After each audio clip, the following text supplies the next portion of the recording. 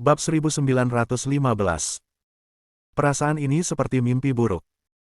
Dia mengalami hal yang sama di Rising Dragon Competition. Bagaimana bisa? Tiba-tiba, pupil matanya melebar, karena energi iblis di sekitar Siar Woksue berangsur-angsur menghilang, dan sosok yang dingin dan sombong terungkap. Chen Ye.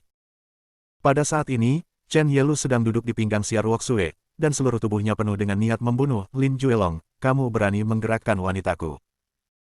Detik berikutnya, cahaya pedang yang menyilaukan melesat ke langit, bernama Immortal. Cahaya pedang begitu kuat sehingga menembus tubuh Lin Juelong di tempat. Engah. Di bawah mata ketakutan Lin Juelong, tubuhnya terbang keluar dan menabrak penghalang kampung halaman Kaisar Iblis. Seteguk darah hitam dimuntahkan. Luka parah. Sudah berapa lama sejak itu, dia dikalahkan di tangan Chen Ye lagi. Mata Lin Juelong memerah, hampir meledak. Marah meledak. Ekspresi tetua istana jiwa sangat berubah, dan dia dengan cepat menghentikan pertarungan dengan Ling Yun dan melindungi Lin Juelong di depannya. Dia tahu pentingnya Lin Juelong. Lin Juelong adalah orang yang ditunjuk oleh istana jiwa. Tidak pernah mati. Chen Ye melirik Siar Woksue dan tersenyum, aku belum terlambat.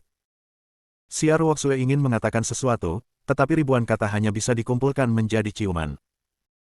Bibir merah muda berwarna tomat itu langsung menyentuh bibir Chen Ye. Chen Ye. Setelah waktu yang lama, bibirnya pergi, dan mata Chen Ye jatuh pada Lin Juelong.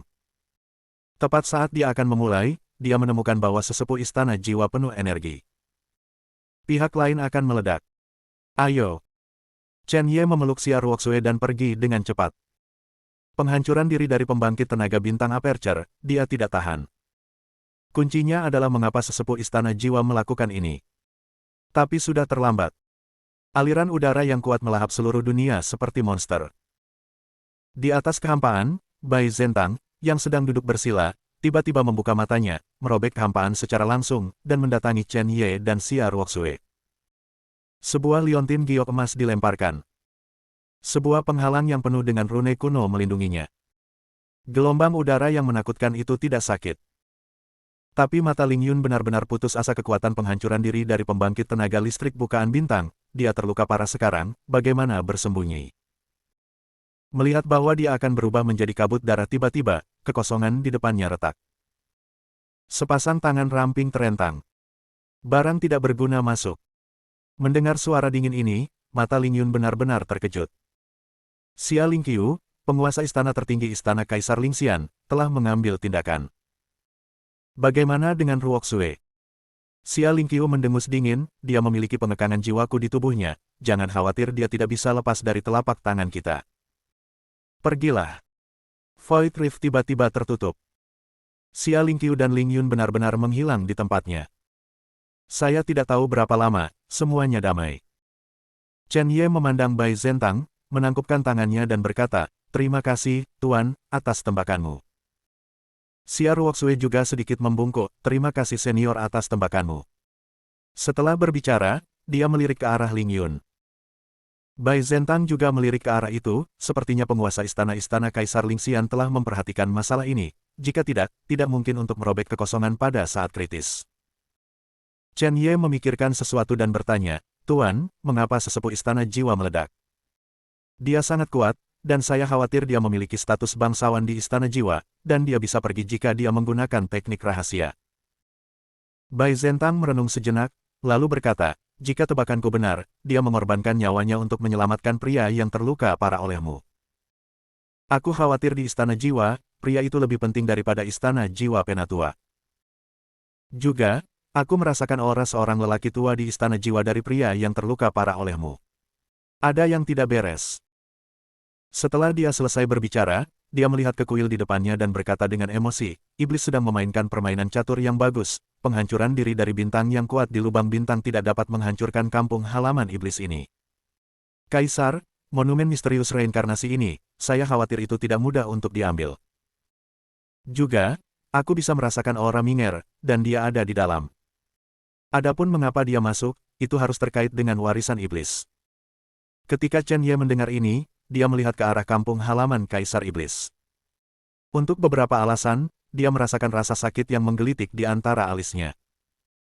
Seharusnya mata iblis juga merasakan sesuatu dan mengetahuinya, tetapi mata iblis jelas tidak memiliki energi. Chen Ye melirik Xia Ruoxue, dia punya banyak hal untuk dikatakan kepada Xia Ruoxue, tapi itu jelas bukan waktunya untuk berbicara. Yang bisa dia lakukan hanyalah meraih tangan Xia Ruoxue, jari-jarinya menggenggam. Xia Ruoxue dengan jelas memahami Chen Ye dan menunjukkan senyuman. Tersenyumlah 100 Mei Sheng. Bai Zentang hendak mengatakan sesuatu ketika tiba-tiba, seluruh Nether Canyon bergetar. Dan kampung halaman Kaisar Iblis di depannya bahkan lebih aneh lagi mengalir keluar dari energi iblis yang tak terhitung jumlahnya. Ini seperti kuil ajaib kuno. Sangat dingin. Bai Zentang mengerutkan kening, tidak, keterkejutan barusan mungkin telah menyentuh kemarahan formasi ini. Iblis ingin menjaga kedamaian Kaisar Iblis, dan langkah kita tidak diragukan lagi menghancurkan ketenangan kampung halaman Kaisar Iblis. Ayo. Dan sekarang, di ngarai suram yang diselimuti kabut abu-abu, ada bayangan jubah ajaib di rongga mata. Pada saat Bai Zentang merasakan bahaya, dua api biru menyala. Dalam nyala api biru, ada nafas mengerikan yang menghancurkan dunia. Dan napas ini hanya mengunci tubuh Chen Ye dan Xia Ruoxue, sehingga mereka tidak bisa bergerak sama sekali, dan bahkan menciptakan semacam gagasan bahwa pihak lain dapat menghancurkan tubuh dan jiwa mereka dengan satu pikiran, benar-benar hilang. Bersedia untuk melawan. Chen Ye memiliki keabadian, dan dia bisa menahan beberapa poin. Xia Ruoxue tidak, ada darah yang memerah di sudut mulutnya. Chen Ye ingin mati-matian membangunkan mata iblis. Tapi mata iblis tidak bergerak sama sekali. Sial. Dalam keputusasaan, Chen Ye membungkus Xia Ruoxue dengan arti keabadian, dan Xia Ruoxue merasa sedikit lebih baik. Dan Chen Ye, tahan paksaan ini. Saat Bai Zentang hendak membawa Chen Ye dan Xia Ruoxue pergi, dia tiba-tiba menemukan sesuatu dan menatap ke kedalaman istana. Itu adalah sosok seorang gadis. Minger. Hanya saja mata Minger dingin dan menakutkan saat ini, dan hantu ganas melingkari tubuhnya. Nafas yang mengerikan. Ini adalah binatang hantu yang dibawa ke Nether Canyon oleh roh iblis. Dan binatang hantu itu akan mengambil Yin Ming dari rumah. Tampaknya binatang hantu ini campur tangan ketika Yin Ming mewarisi warisan iblis. Chen Ye kakek Bai. Yin Ming berteriak dengan seluruh kekuatannya. Bai Zentang menatap mata binatang buas itu, mata itu seolah melewati penghalang tubuh, dan garis pandang langsung mencapai lautan pengetahuan. Kemudian, senyum bahagia muncul di wajah lama Bai Zentang. Binatang hantu itu belum berhasil merebut rumah itu. Beruntung dalam kemalangan. Dia menoleh dan berkata kepada Chen Ye, "Wah, gadis itu Yin Ming baik-baik saja, jangan khawatir." Chen Ye sangat gembira ketika dia mendengar kata-kata itu, dia melihat binatang buas itu dan berkata kepada Yin Ming, "Minger, maafkan aku, itu semua salahku karena tidak optimis padamu, sehingga kamu dimanfaatkan oleh binatang hantu dan menempati tempatmu selama warisan. Tubuh, bagaimanapun, semuanya baik-baik saja sekarang, dengan guru di sini, binatang jahat ini hanya bisa menunggu untuk mati." Bab 1916.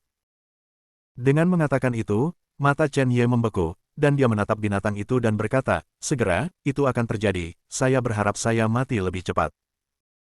Yin Ming, yang berada di lautan kesadaran, sudah menangis saat ini, tetapi itu adalah air mata kebahagiaan. Namun, ketika dia melihat Xia Ruoxue di sebelah Chen Ye dan tangan 10 jari, matanya sedikit redup karena suatu alasan. Tapi itu kembali dalam sekejap. Mata Bai Zentang berkedip dengan cahaya dingin, menatap binatang itu, dia berkata dengan niat membunuh, "Bajingan, keluar dari sini dan mati untukku." Mengatakan itu, Bai Zentang bergerak ke arah tubuh Yin Ming dan melambaikan tangannya untuk meraih jiwa binatang buas itu secara langsung. Dan makhluk hantu itu merasa bahwa jiwanya akan segera terpisah dari tubuh Yin Ming. Dengan kekuatan seperti itu, bagaimana ia bisa bertahan? Dari mulut Nether Beast, mau tak mau ia mengeluarkan raungan yang sangat menyedihkan. Tetapi pada saat ini, mutasi terjadi. Dalam kehampaan, sebuah tangan emas tiba-tiba terulur dan menekannya ke arah dada Bai Zentang. Dan di tangan itu, ada pemusnahan dan kelahiran kembali iblis yang tak terhitung jumlahnya. Pers ini, seolah-olah itu adalah bola yang mengumpulkan mati lemas iblis, dan menekannya ke arah Bai Zentang. Mata Bai Zentang berkilat, tapi dia masih tenang, dan napasnya meledak tanpa syarat.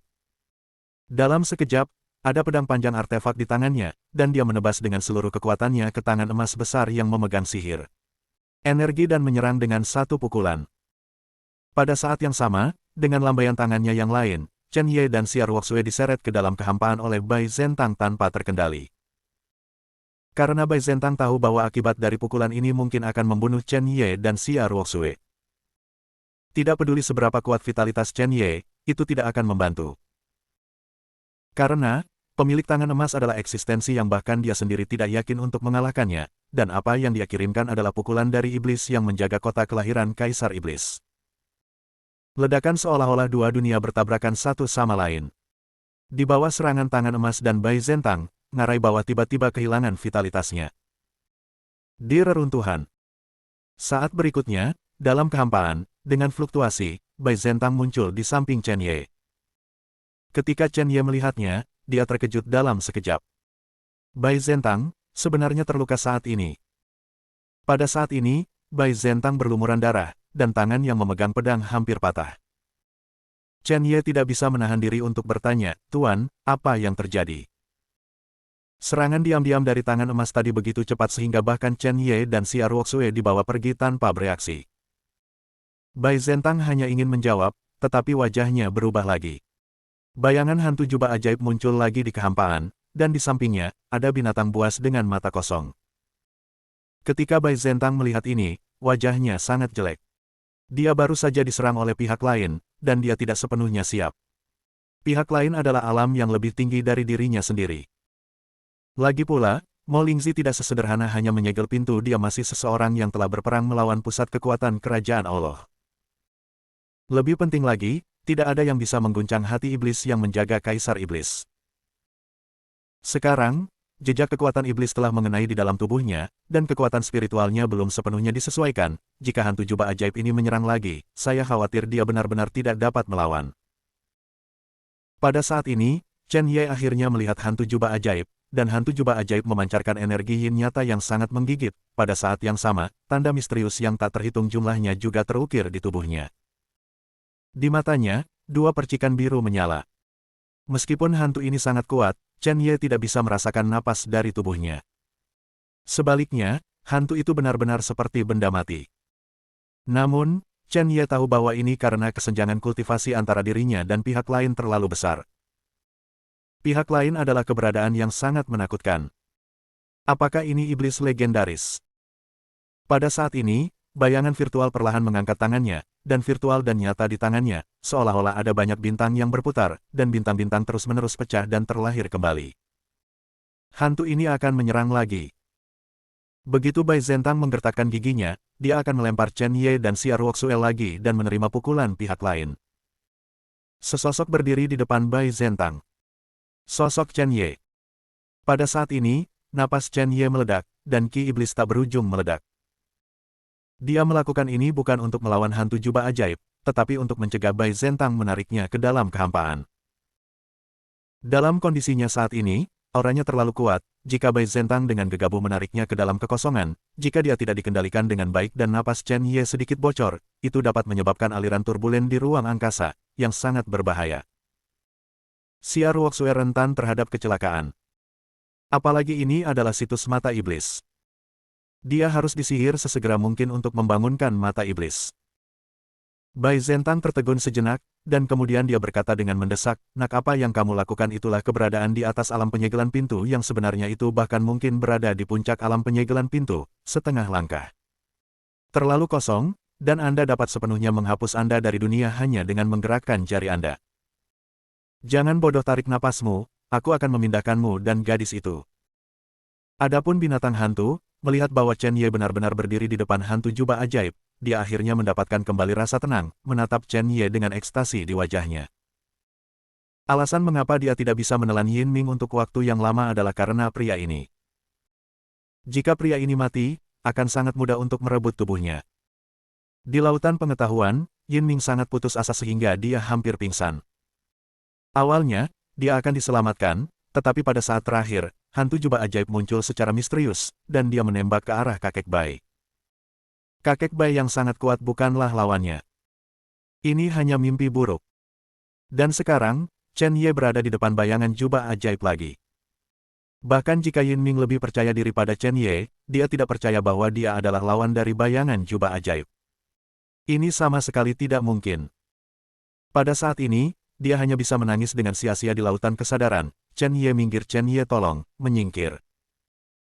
Bahkan si Ruoxue ingin menarik Chen Ye kembali, tetapi untuk beberapa alasan, ketika dia mengulurkan tangannya, dia memilih untuk mempercayai Chen Ye. Tepat ketika semua orang berpikir bahwa Chen Ye akan benar-benar musnah oleh hantu jubah ajaib, tangan yang telah direntangkan, perlahan diturunkan lagi. Waktu seolah berhenti. Yin Ming, Xia Ruoxue, Yu Bis, dan Bai Zentang semua memandang Chen Ye dengan datar untuk sesaat. Baru saja, apa yang terjadi? Hantu jubah ajaib, sebenarnya, di depan Chen Ye, menarik tangannya. Bagaimana itu bisa terjadi? Eksistensi kuno, sebenarnya menarik tangannya karena halangan dari eksistensi gabungan.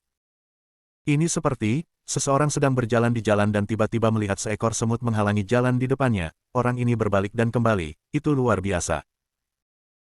Kemudian, Bai Zentang, Xia Ruoxue dan Yin Ming terkejut dengan senang hati, sementara binatang hantu sangat tidak mau dan marah. Mengapa? Mengapa Chen Ye masih belum mati? Chen Ye menatap bayangan jubah ajaib dan berkata, apakah kamu mengenaliku?